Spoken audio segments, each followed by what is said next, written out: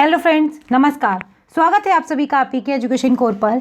ये मैं आपसे कंपनी के गवर्नर जनरल और जो वाइसराय थे उनको डिस्कस कर रही हूँ यहाँ पर।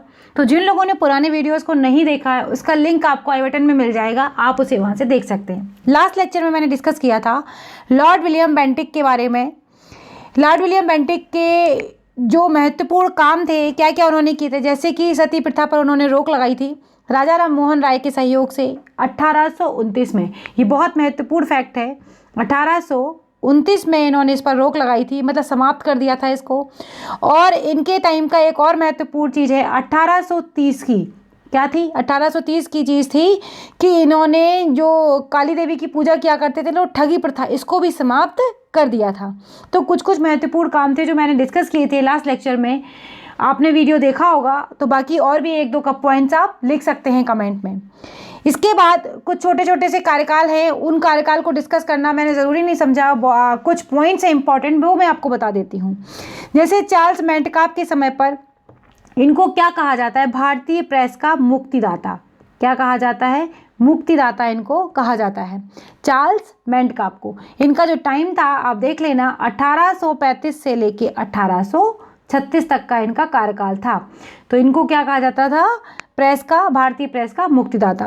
फिर इसके बाद था लॉर्ड ऑकलैंड। लॉर्ड ऑकलैंड के बारे में सबसे जो महत्वपूर्ण चीज़ है वो है कलकत्ता से लेकर दिल्ली तक इन्होंने ग्रांड जो ट्रंक रोड थी उसकी मरम्मत कराई थी। ठीक है, पहला फैक्ट है। और दूसरा फैक्ट है इनका कि पहला आंग्ल और अफगान युद्ध जो हुआ था वो इन्हीं के टाइम पर हुआ था, 1839 से लेकर 42 तक। तो दो महत्वपूर्ण पॉइंट हैं जो आपको याद रखने होंगे।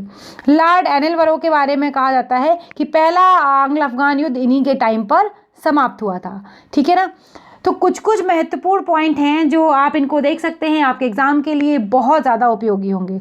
आज हम डिस्कस करेंगे लॉर्ड डलहौजी के बारे में। किसके बारे में? लॉर्ड डलहौजी के बारे में। और इनका कार्यकाल है 1848 से लेकर 1856 तक।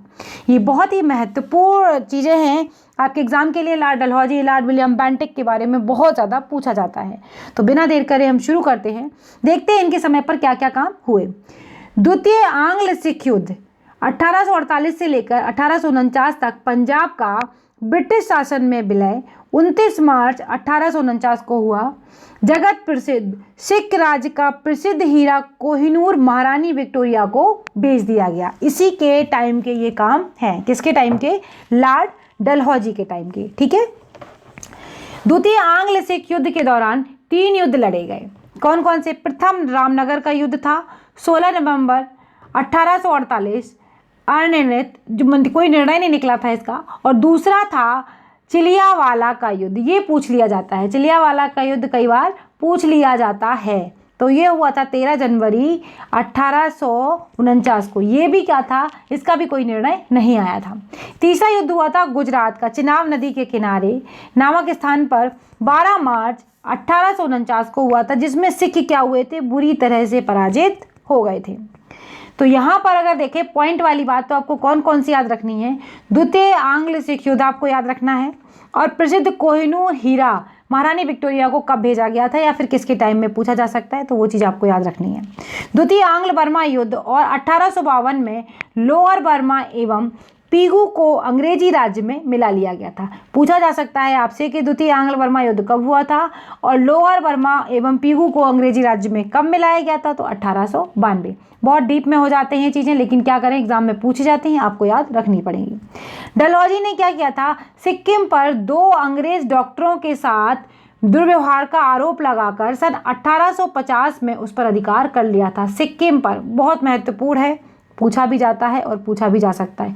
केवल 2 अंग्रेज डॉक्टरों के साथ इन्होंने कहा कि दुर्व्यवहार हुआ है और इसका आरोप लगाया और इस पर अधिकार कर लिया। आपको पता है अंग्रेजों को सिर्फ जरा सा ही कुछ हिंट देनी होती थी और वो राज्य अपने में विलय कर लेते थे।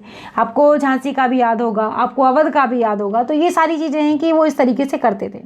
1852 में एक इनाम कमीशन की स्थापना की गई थी। काफ़ी महत्वपूर्ण है, इनाम कमीशन की स्थापना 1852 में।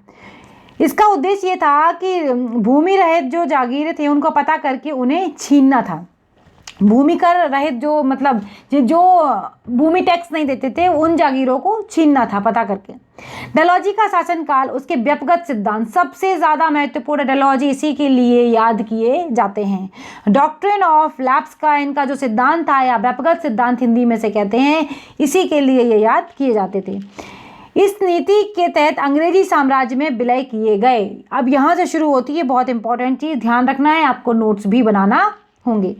सबसे पहले इन्होंने क्या किया था, सतारा 1848 में, जैतपुर बुंदेलखंड और संबलपुर उड़ीसा 1849 में, बघाट हिमाचल प्रदेश में जो कि 1850 में, उदयपुर मध्य प्रदेश 1852 में और झांसी 1853 में। स्पेशली झांसी के लिए तो कई बार अकेले भी पूछा जाता है, तो 1853 में, और नागपुर 1854 ईस्वी में इन्होंने इस तरीके से जो अंग्रेजी साम्राज्य में थे वो मिला लिए थे।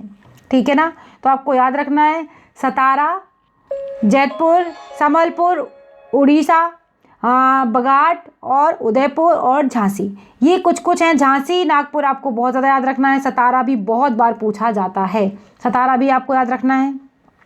सतारा, झांसी और नागपुर, ये चीज़ें तो आपको बहुत ज़रूरी है याद रखना। 1856 में अवध को कुशासन का आरोप लगाकर अंग्रेजी राज्य में मिला लिया था। उस समय अवध का नवाब जो था वो कौन था, वाजिद अली शाह। बहुत बार पूछा गया है एग्जाम में कि उस जब अंग्रेजी राज्य में अवध को मिलाया गया तो उस समय वहाँ का नवाब कौन था, तो वहाँ का नवाब था वाजिद अली शाह। 18वीं शताब्दी में अवध राज्य का संस्थापक कौन था, सादत खां था। 1856 में इसने तोपखाने के मुख्यालय को कलकत्ता से मेरठ स्थानांतरित किया था। किसके बारे में बात करी जा रही है, डलहौजी के बारे में। और सेना का मुख्यालय कहाँ स्थापित किया था, शिमला में स्थापित किया था।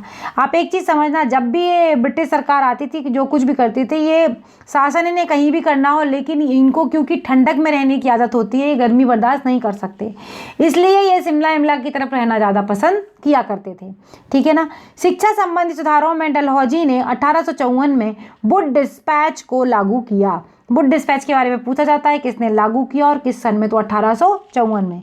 झांसी को कब मिलाया था, एक बार फिर से याद करिए, 1853 में, और नागपुर 54 में। तो झांसी और नागपुर आपको दो ऐसे याद रह जाएंगे। इसके अनुसार जिलों में एंग्लो वर्नाकुलर स्कूल, प्रमुख नगरों में सरकारी कॉलेजों तथा लॉर्ड कैनिंग के समय में 1857 ईस्वी में तीनों प्रेसिडेंसियों कलकत्ता, मद्रास एवं बम्बई में एक एक विश्वविद्यालय स्थापित किए गए एवं साथ ही प्रत्येक प्रदेश में एक शिक्षा निदेशक नियुक्त किया गया। डलहौजी को भारत में रेलवे का जनक माना जाता है। बहुत ही, जैसे व्यक्तिगत सिद्धांत के लिए फेमस है ना, वैसे ही डलहौजी भारत में रेलवे के जनक के रूप में भी फेमस हैं। इसी के समय में भारत में पहली बार 16 अप्रैल 1853 ईस्वी में बम्बई से ठाणे के बीच 34 किलोमीटर की प्रथम रेल चलाई गई थी।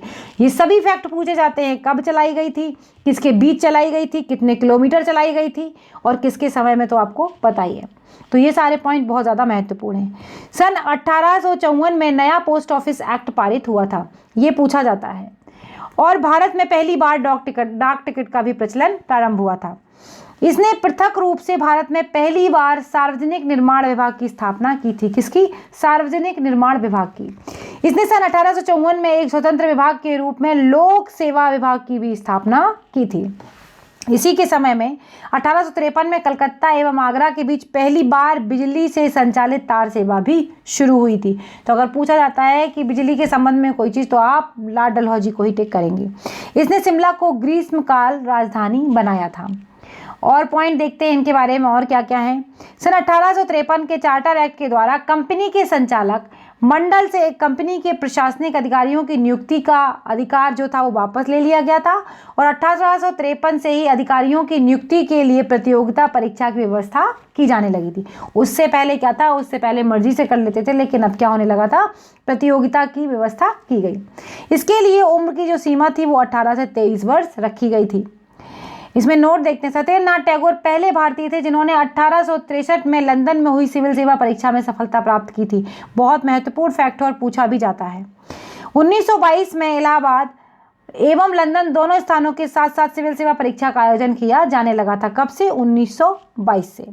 डलहौजी ने नर बलि प्रथा को रोकने का भी प्रयास किया था। तो ये कुछ कुछ पॉइंट्स हैं इनके जो कि काफ़ी महत्वपूर्ण हैं। अब देख लेते हैं लॉर्ड कैनिंग के बारे में। लॉर्ड कैनिंग के बारे में भी एग्जाम में बहुत पूछा जाता है। लॉर्ड कैनिंग का काम जो था, जो टाइम पीरियड था, वो 1856 से लेकर 1862 तक का था।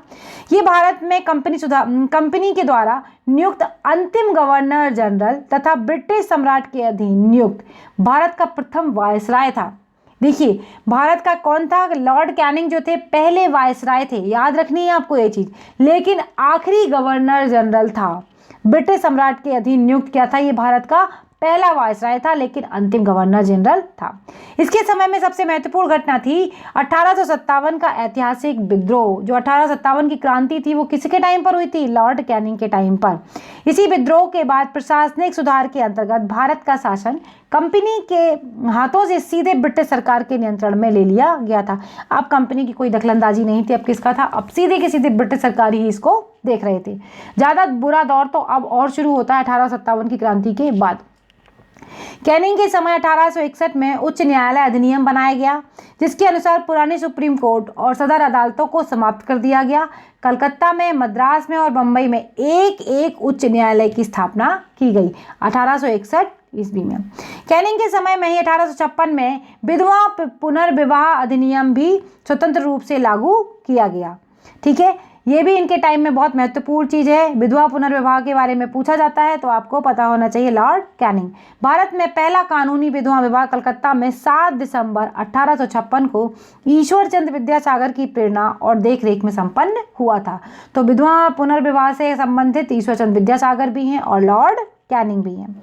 1856 में पैतृक संपत्ति के संबंधित जो कानून बनाया गया उसके अनुसार यह निश्चित किया गया कि धर्म परिवर्तन करने पर किसी व्यक्ति को उसकी पैतृक संपत्ति से वंचित नहीं किया जाएगा। क्योंकि उस समय पर क्या था, आपको पता है कि मिशनरीज थे, बहुत ज़्यादा धर्म परिवर्तन कराया जा रहा था, तो कहा गया कि पैतृक संपत्ति से उनको वंचित नहीं किया जाएगा।